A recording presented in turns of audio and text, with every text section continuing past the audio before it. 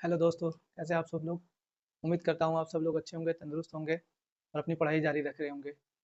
मैं हूँ साजिद और आप देख रहे हैं हमारा online YouTube channel study with Sajid. पिछले टॉपिक में दोस्तों हम लोगों ने यूरोपियों के आगमन की बात जब बात की थी, यानी यूरोपीय कंपनियों के आगमन की बात की थी, तो हमने पुर्तगालियों के बारे में पढ़ा था। अब पुर्तगालियों के बाद हम पढ़ेंगे डचों के बारे में। तो एक एक करके हम सभी क्रम पढ़ेंगे, कौन-कौन, कब-कब आया था और उनके आने का क्या-क्या प्रभाव पड़ा था। तो हम लोगों ने पुर्तगालियों को पिछले टॉपिक में कवर किया था, तो वहाँ से हम लोगों ने देखा था कि कैसे पुर्तगाली आए थे और उन्होंने कैसे भारतीय क्षेत्रों पे अधिकार जमाया और किस तरह से उन्होंने व्यापार को बढ़ावा दिया। और उसी क्रम में पुर्तगालियों के बाद डच भी जो है ये किस पर्पज़ से आते हैं, ये भी सिर्फ़ और सिर्फ़ व्यापार के ही पर्पज़ से आते हैं। लेकिन जब ये व्यापार के पर्पज़ से आते हैं तो इन दोनों में प्रतिद्वंदिता देखने को मिलती है। ज़ाहिर-सी बात है कि कोई और व्यापारी आएगा तो उसके भी ये प्रतिद्वंदी बन जाएँगे। भारतीय क्षेत्र में जो भी परिवर्तन आएँगे, वो सभी देखेंगे हम लोग। तो जब भारत में पुर्तगाली आते हैं, तो पुर्तगालियों का भारत पे क्या प्रभाव पड़ता है, इसके बारे में भी आज हम लोग चर्चा कर लेते हैं, क्योंकि पिछली टॉपिक जो है बहुत लंबी हो रही थी, इसलिए इसको हम लोग आज कवर कर लेंगे। और अगर आप लोगों ने वो वीडियो नहीं देखा है, तो उसको पहले आप लोग वो वीडियो देख लीजिए, ताकि आप लोगों को चीज़ें समझ में आ जाएँ। तो जब हम लोग पुर्तगालियों के प्रभाव की बात करते हैं, तो जब पुर्तगाली भारत में आए थे, तो हम लोगों ने देखा था, एक-एक क्रम देखा था कौन-कौन से वायसराय आए थे। इनके आने की बात करते हैं, तो इनके साथ एक गवर्नर आता है, अल्फांसो डिसूज़ा। अल्फांसो डिसूज़ा। और इसके साथ एक पादरी आता है, उस पादरी का नाम है फ्रांसिस्को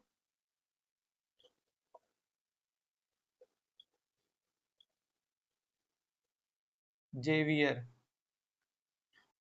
तो ये किसके साथ आता है? अल्फांसो डिसूज़ा के साथ आता है। कौन आता है? संत फ्रांसिस्को जेवियर आता है। अब इनके आने मतलब पुर्तगालियों के आने के प्रभाव की जब बात करते हैं, तो वहां से भी सवाल आता है। तो ये पुर्तगाली जब आए थे, तो ये अपने साथ क्या क्या लेकर आए थे?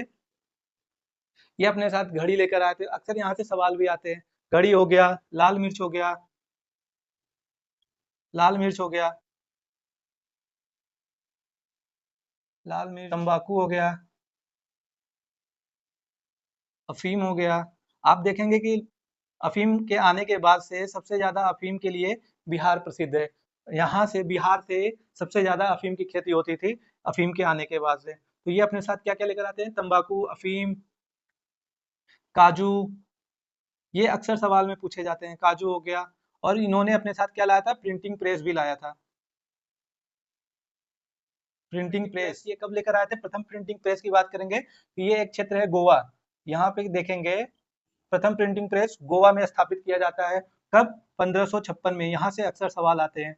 1556 में प्रथम प्रिंटिंग प्रेस कहाँ स्थापित करते हैं? ये गोवा में स्थापित करते हैं, क्योंकि गोवा जो है 1530 ईस्वी में इन्होंने अपनी राजधानी बना लिया था और पूरे व्यापार का संचालन जो है यहीं से होता था, और ये पुर्तगालियों का हेडक्वार्टर भी बन चुका था। तो इसके बाद अब देखेंगे, धीरे धीरे पुर्तगालियों के बाद कौन आ जाता है? डच आ जाते हैं, और इनका प्रभाव धीरे धीरे इन क्षेत्रों पे कम होने लगता है, क्योंकि डच जब आते हैं तो वो इनको अपने प्रतिद्वंदी के रूप में देखते हैं, और जब ये अपने प्रतिद्वंदी के रूप में देखते हैं तो इनसे इनका कंपटीशन होता है, और ये इनको यहाँ से रिप्लेस करने का पूरा प्रयास करते हैं। और इसी क्रम में आप देखेंगे डचों के बाद अंग्रेज भी आते हैं। एक सवाल और आता है कि इनके पास ये बंबई वाला जो क्षेत्र था, इन्होंने ब्रिटेन के एक राजा थे, चार्ल्स द्वितीय। चार्ल्स द्वितीय का विवाह ये किसी पुर्तगाली राजकुमारी थी, कैथरीन। कैथरीन का विवाह 1661 ईस्वी में करते हैं, और दहेज के रूप में ये बंबई वाला क्षेत्र जो है चार्ल्स द्वितीय को दे देते हैं। आप देखो दोस्तों, ये कितनी अजीब विडंबना है ना। देश हमारा, क्षेत्र हमारा, जगह हमारी, और दहेज में कौन दे रहा है? पुर्तगाली दहेज में दे रहे हैं। किसको दे रहे हैं? अंग्रेजों को। हमारे क्षेत्रों पे इतना इनका प्रभाव था कि ये हमारे क्षेत्रों को, हमारी जगहों को, हमारे स्थान को, हमारी भूमि को, हमारी मातृभूमि को ये दहेज स्वरूप दे रहे हैं। किसको? अंग्रेजों को। तो ये स्थिति थी उस समय की, इतना प्रभाव था इन लोगों का हमारे क्षेत्रों पे। तो ये 1661 ईस्वी में जो है चार्ल्स द्वितीय को दहेज के रूप में दे देते हैं। अब हम लोगों ने पुर्तगालियों के बारे में पढ़ लिया, अब हम लोग पढ़ेंगे डचों के बारे में। जब डचों की बात करते हैं, तो डच जो होते हैं, सबसे पहला डच कौन है जो भारत आया था? प्रथम डच नागरिक की बात करते हैं, तो उसका नाम था कार्नेलियस। प्रथम डच नागरिक जो भारत आया था, उसका नाम था कार्नेलियस, और ये कब आता है? 1595। इस समय आता है। ये डच कंपनी का नाम क्या था? इनकी कंपनी का नाम क्या था? वेरिंगिदे ओस्ट इंडसे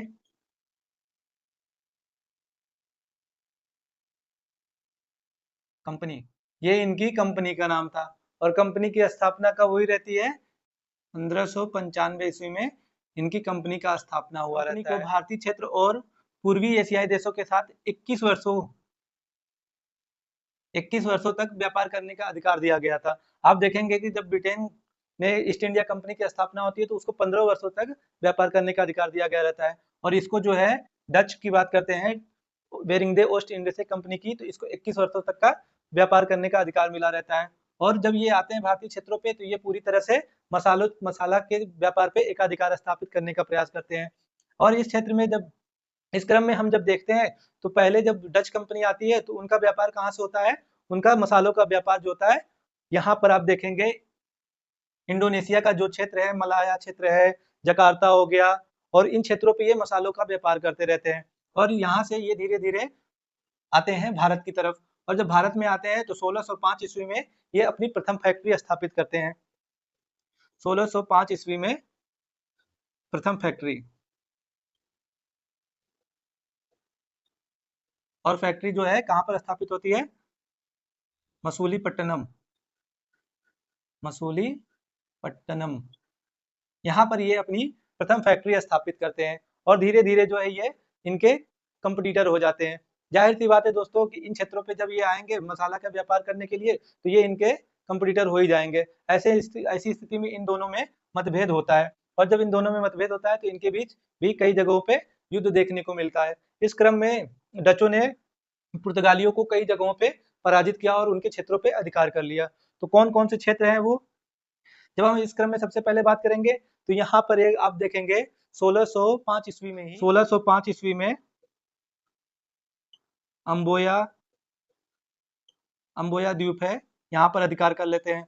1611 ईस्वी में जकार्ता पे अधिकार करते हैं। और फिर आप देखेंगे मलाया पे भी अधिकार कर लेते हैं, कब्जा कर लेते हैं। और फिर श्रीलंका की बात करते हैं तो श्रीलंका पे भी ये कब्जा कर लेते हैं।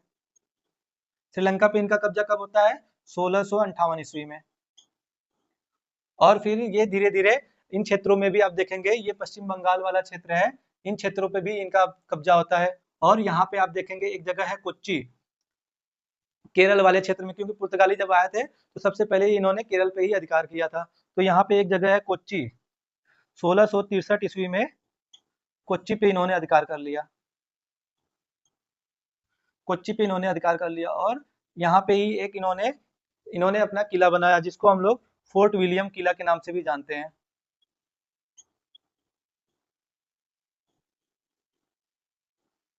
फोर्ट विलियम किला। इस तरह से आप देखेंगे दोस्तों कि डचों ने पूरे क्षेत्र पे धीरे धीरे करके पुर्तगालियों को रिप्लेस कर दिया और इन्होंने अपना व्यापार स्थापित कर लिया।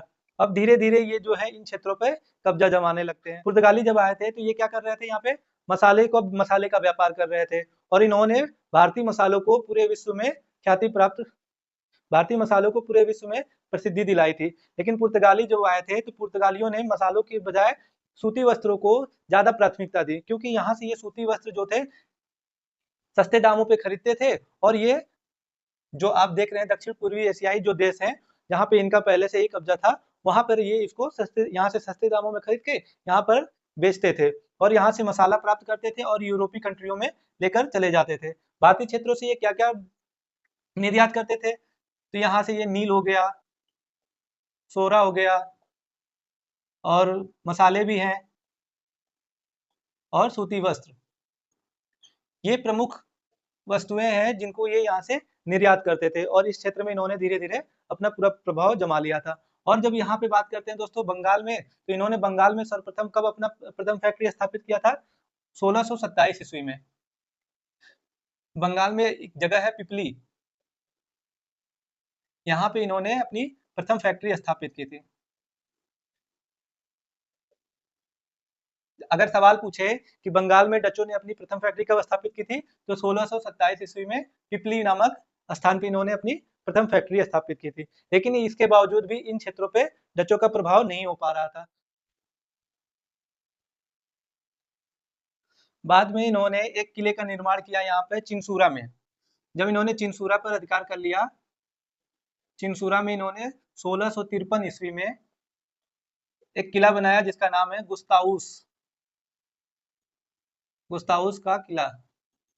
और जब इन्होंने गुस्ताउस का किला बना लिया, तब इस क्षेत्र पे इन्होंने पूरी तरह से अधिकार जमा लिया और कोलकाता पे इनका प्रभुत्व स्थापित हो गया। और ये पूरी आप जो जगह देख रहे हैं, क्षेत्र देख रहे हैं, पूर्वी भारत और दक्षिण भारत का, इन क्षेत्रों पे इनका पूरा अधिकार हो जाता है और यहाँ से इनका व्यापार धीरे धीरे आगे बढ़ता है। और इसी क्रम में ये सूरत में भी कब्जा जमाते हैं। तो सूरत में इन्होंने 1616 ईस्वी में इन्होंने अपनी फैक्ट्री स्थापित की। इन्होंने अपनी सूरत में कब फैक्ट्री स्थापित की? 1616 ईस्वी में। और फिर देखेंगे धीरे धीरे, अब ये कौन सा समय चल रहा है? 1616, यानी कि अब ये अंग्रेजों के आने का भी समय हो चुका था और अंग्रेज यहाँ पे इनसे पहले सूरत वाले क्षेत्रों पे अपना फैक्ट्री स्थापित कर चुके थे। और जब इनसे मतभेद होता है तो एक डेट और आता है, एक युद्ध होता है 1759 ईस्वी में, जिसको हम लोग बेदरा के युद्ध के नाम से जानते हैं, बेदरा का युद्ध। और ये युद्ध किनके बीच होता है? अंग्रेजों और डचों के बीच होता है। अंग्रेज और डचों के बीच ये युद्ध लड़ा जाता है। इस युद्ध में कौन पराजित होता है? डच पराजित होते हैं। डच जो हैं ये पराजित होते हैं और धीरे धीरे इस पराजय के बाद से इनका प्रभाव भारतीय क्षेत्रों पे कम होने लगता है और ये दोबारा से बैकफुट पे चले जाते हैं और वापस से ये इंडोनेशिया और दक्षिण पूर्वी एशियाई देशों के साथ ही अपना व्यापार करते हैं और इस क्षेत्र पे पूरी तरह से अंग्रेजों का अधिकार हो जाता है। और एक सवाल दोस्तों अगर पूछ सकता है यहाँ से कि जब बेदरा का युद्ध हुआ था तो किस अंग्रेज ने नेतृत्व किया था? उसका नाम है कर्नल फोर्ड। यहाँ से दोस्तों धीरे धीरे हम लोगों ने डचों के बारे में और पुर्तगालियों के बारे में भी पढ़ लिया। अब दोस्तों हम लोग अगले टॉपिक में अंग्रेजों के बारे में और फ्रांसीसियों के बारे में पढ़ेंगे और उनके बीच कौन कौन से युद्ध हुए थे, कर्नाटक का प्रथम युद्ध, कर्नाटक का द्वितीय युद्ध, ये सब एक एक करके पढ़ेंगे। अगर आप लोगों को कोई भी डाउट हो दोस्तों तो आप लोग कमेंट सेक्शन में पूछ सकते हैं। मैं कोशिश करूंगा आप लोगों के हर एक सवाल का जवाब देने की। और अगर दोस्तों आप लोगों को वीडियो पसंद आई हो तो वीडियो को लाइक करिए और चैनल को सब्सक्राइब करिए दोस्तों, और ज्यादा से ज्यादा लोगों को शेयर करिए। मिलते हैं दोस्तों अगले वीडियो में, तब तक के लिए धन्यवाद।